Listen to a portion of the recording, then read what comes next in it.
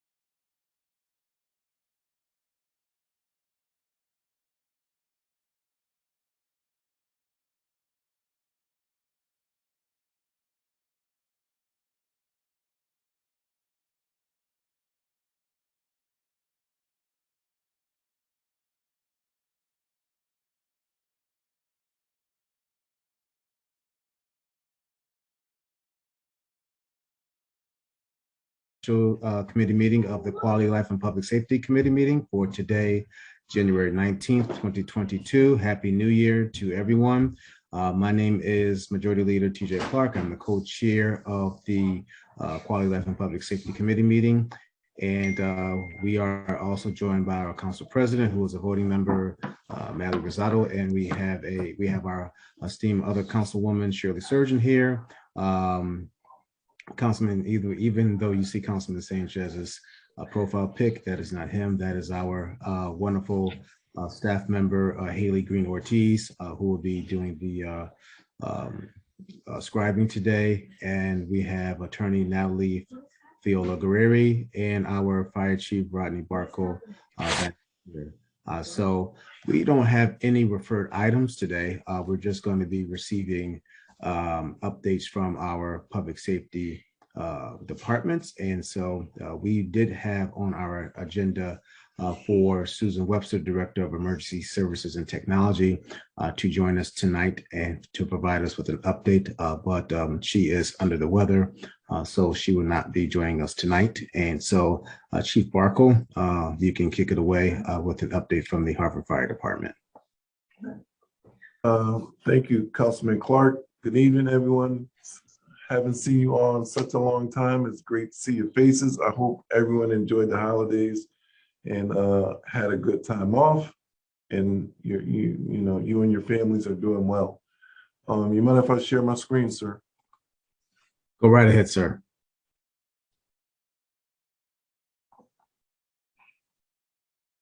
One second.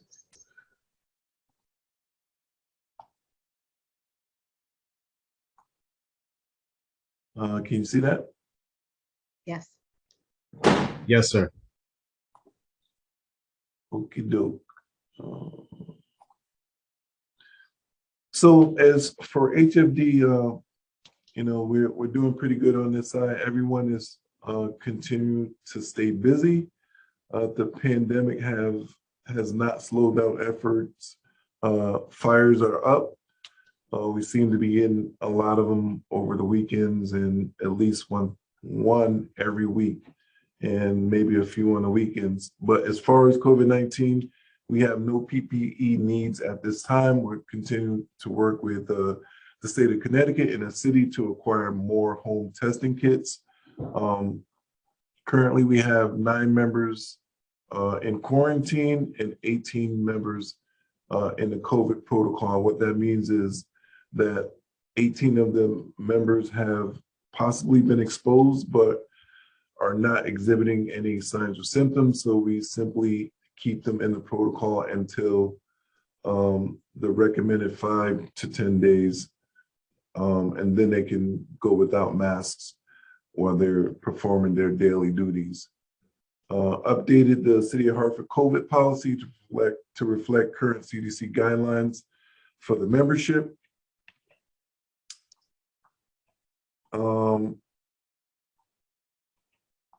So we currently have our recruit training class in progress right now.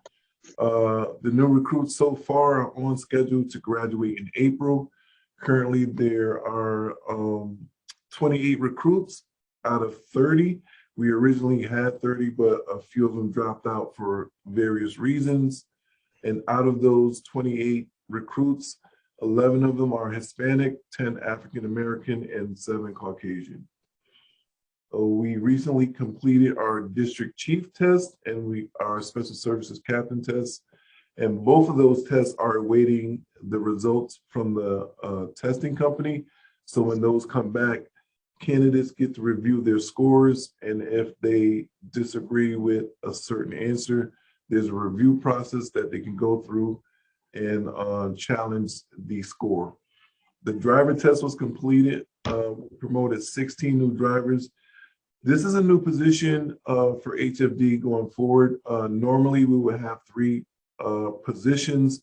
We would have a ladder driver position, a pump operator driver position, and a driver's aid position. But this time around, we made it one test to encompass all 3 positions. So an individual that passed that particular test would have the ability to drive all 3 vehicles.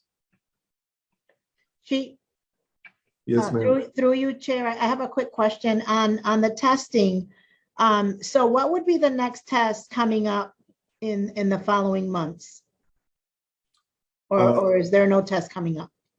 So currently we're trying to resolve our FMO issue and get that test underway. But as you all know, every department is pretty much task saturated and short staffed. So we're working on ways that we can accommodate FMO and move the testing process along, as fast as possible. So I would say FMO, the Fire Marshal's Office, would be the next test on our radar right now.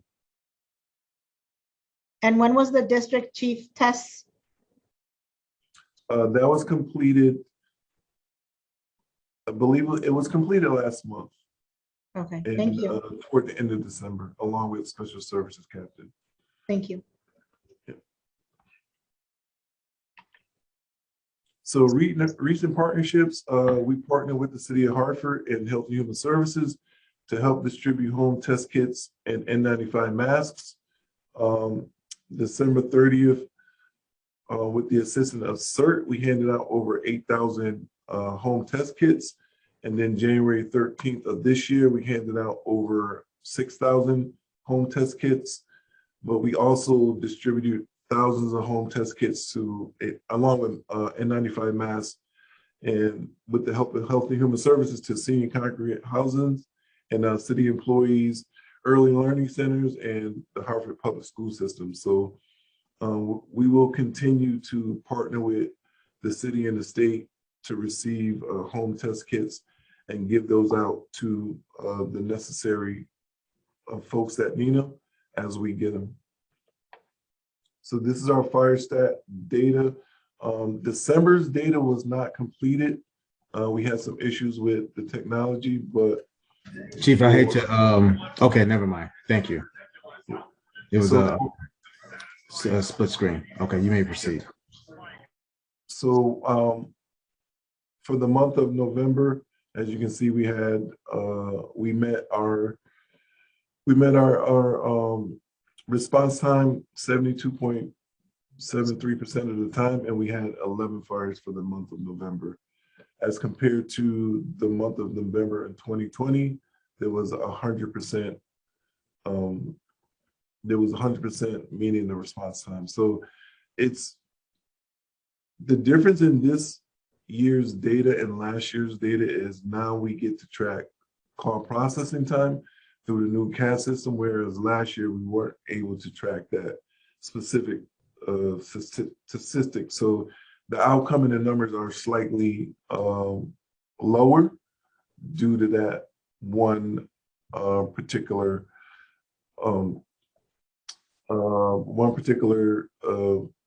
stat in the measured response time. So emergency response data. So the EMS calls for the month of November, we have 1,585. And as you can see from the slides, the Northeast had 163 calls for service, Asylum Hill 145, Northeast 141. EMS calls excluding accident or injury were a total count of 814, and medical assists were 498, and those was the two biggest calls for the month of November. Rescue calls for the month of November, we had a total of 23, 5 in Asylum Hill and downtown with 5, Frog Hollow and Clay Arsenal with 3 and 2. So removal from stall elevators was the highest amount of calls for that month, with lockout coming in at 6 calls for service. All fires for the month of November, we had a total of 44 calls, 11 in Frog Hollow and 7 in the Northeast. Every other NRZ had under 5 calls for service as it pertains to fires. This is our fires in retrospect to each fire station. If you look at Engine Company 7, you can see they had 3 fires in their first due area. Engine 14 had 1, and then Engine 1 had 3 in their area. These are our demographics for the makeup of the department as it stands currently. 104 Black, 116 Hispanic, 1 Indian, 113 Caucasian, 318 males, 16 females, and 177 of those individuals are Hartford residents. Any questions? Thank you, Chief, for this presentation. As always, thorough and detailed. So we do appreciate that. One of the things that when you're going through the slide, and I saw regarding the structure of fires, and I remember when we were going through the budget, it was indicated that we didn't have enough staff in the fire marshal's office. Is either the fire marshal's office or special services? You can correct me which one it is to do the inspections. Both of them. Okay, I thought so. So there wasn't enough staff due to some workers' comp issues and other things like that. And so, where are we with that? And as you are going through now the recruiting process, you mentioned that next up is FMO test. So where is the fire department now as to doing the inspections and trying to get staff back to work and fill those vacancies?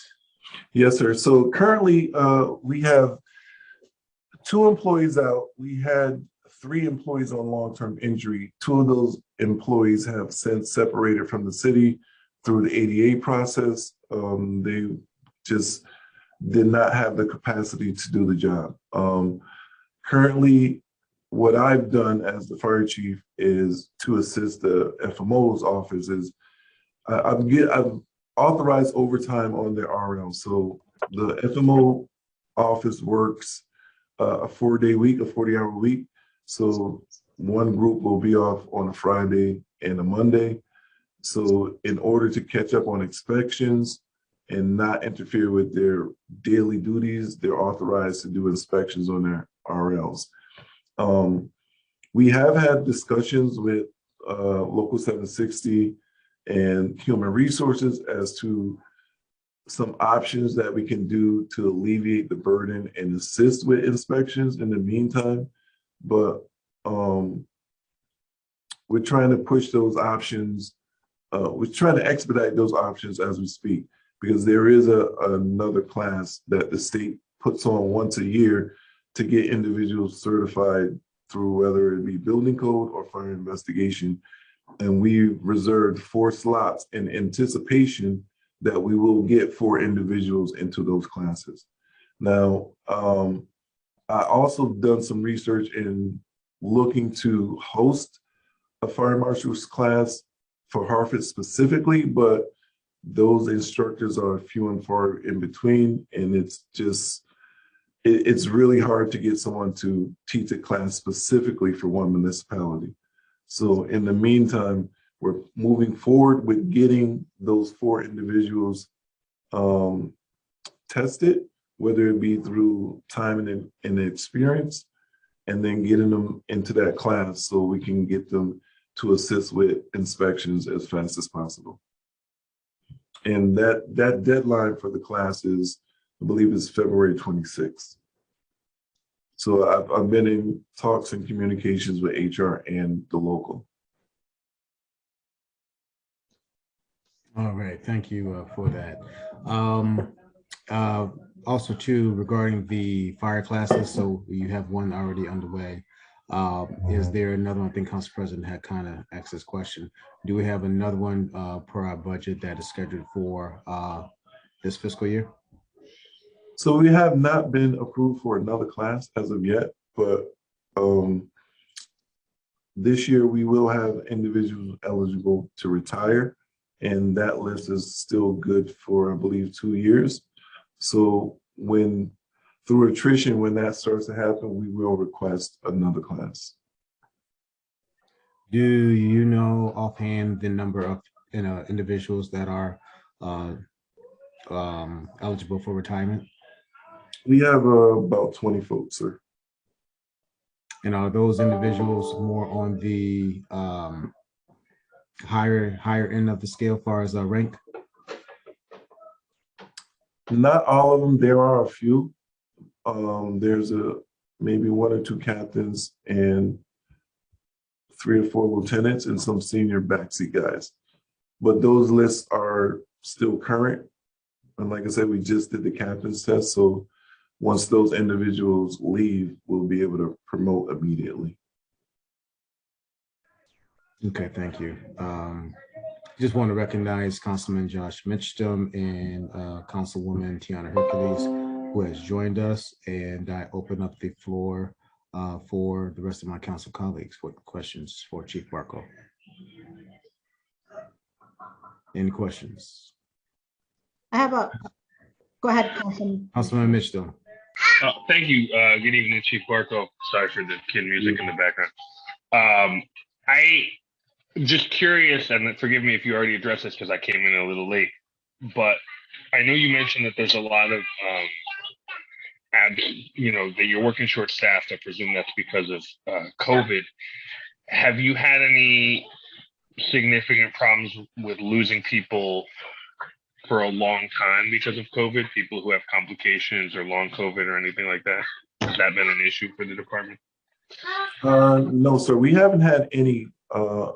Maybe in the beginning, in the onset of the pandemic, we did have one individual that was hospitalized. But since then, you know, now that we better understand the virus and we better understand precautions that we need to take, and with the vaccination and the boosters, we've not lost individuals through a long-term COVID exposure, so to speak. But we do lose individuals for minimum of 5 days every now and then, but it's generally due through like family gatherings or something of that nature.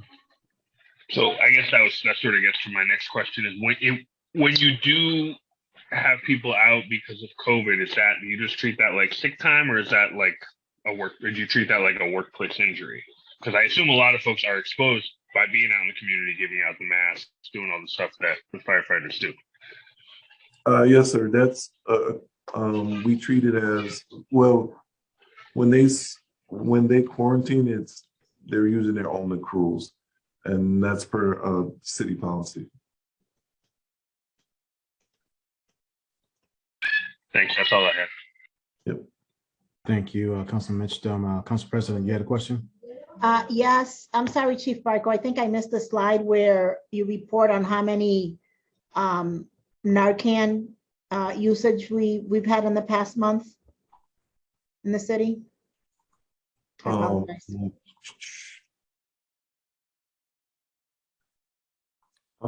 And if you don't have that, you can just email it to me. It's fine. Yeah, I'll email it to you, ma'am. I think I left that slide out. I did have the EMS calls for service, but I believe I left the Narcan. No worries. Okay. My apologies. No worries. Chief, I had a question.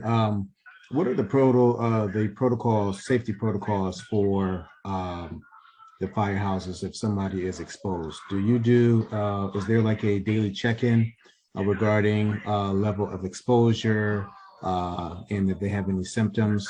Can you just explain to us what that protocol looks like? Yes, sir. So everyone is advised that if you're feeling, here we go. It's automatic lights and sorry about that. But if they're feeling symptomatic, they should stay home. But there is a daily temperature check at roll call every morning. If there is an exposure, so we have wine right reports. So let's say engine one goes out on the EMS call and that individual gets transported and they get to the hospital and find out that that person is COVID positive. There's a wine right report generated by the healthcare provider, and that's sent to our EAP coordinator, and he sends that information out to the tour commanders. Tour commanders follow up with each individual that was on that call, and they go through a checklist. Well, did you have on your PPE? Did you have on a mask, gown, gloves? Were you within 6 feet for more than 15 minutes? And if all those check boxes are no, and plus if the individual is vaccinated and boosted, they can stay at work.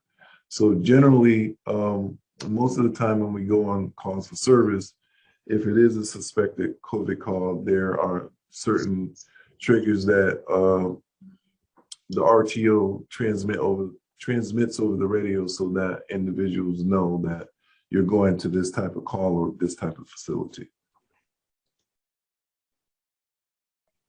Thank you, sir. Any questions? Council President.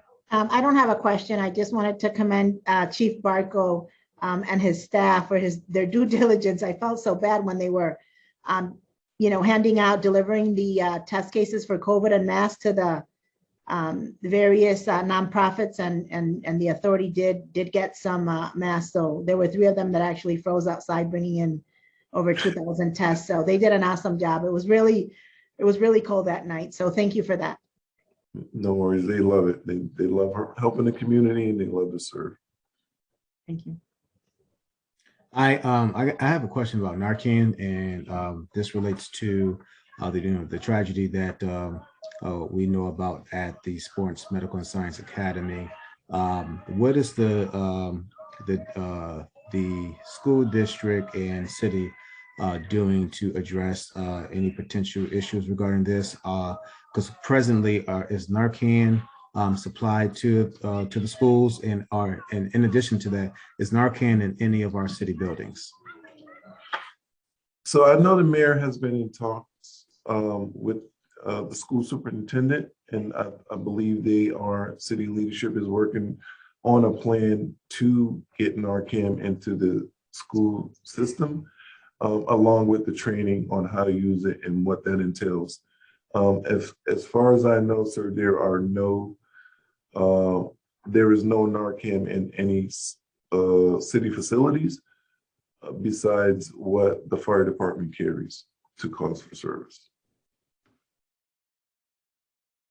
Okay, thank you for that. And so has there been any, so just walk us through, you have to be certified to administer Narcan, is that correct? I wouldn't call it a certification, sir, but it more so training on how to administer it and the circumstances for administering Narcan.